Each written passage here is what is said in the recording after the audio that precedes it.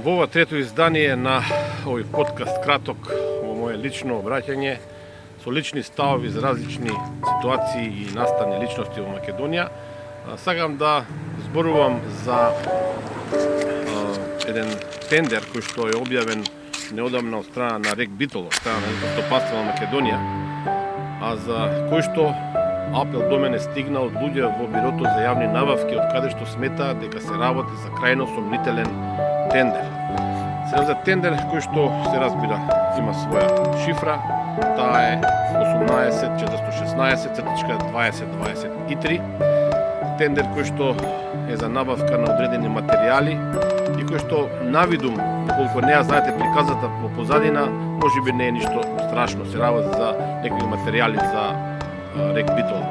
Проблемот е што ист ваков тендер, речиси ист, многу сличен тендер, е објавен и ланската година под шифра која што се разбира различна од ова. Ланската шифра била 194.2022. Проблемот, како што реков, е што сега во новата тендерска постапка се предвидуваат околу 8 милиони евра, односно дури околу, да речам, речиси 4 милиони евра повеќе од сумата што стоела во ланскиот тендер.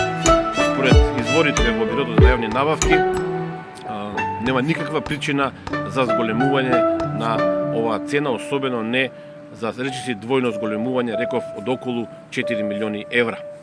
Се разбира, луѓето во јавни набавки, кои што се честни и доблесни и кои што не сакаат да се краде од џебот на граѓаните, бараат помош за да откриеме што се случува со овој тендер во РЕК Битола конкретно. Се разбира, истражуваме и други аномалии во оваа компанија, која што е државна собственост. Се разбира, ние ќе истражиме, но еве да најавам само дека наскоро ќе имаме повеќе информации за еден голем тендер кој што во благо кажано е прилично скандалозен.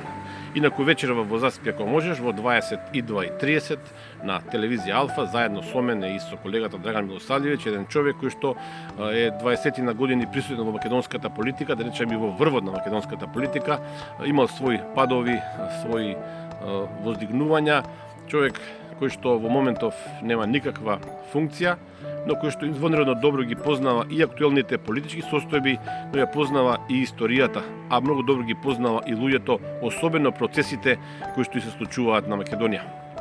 До вечер од 22:30 на Алфа телевизија. Пријатен ден.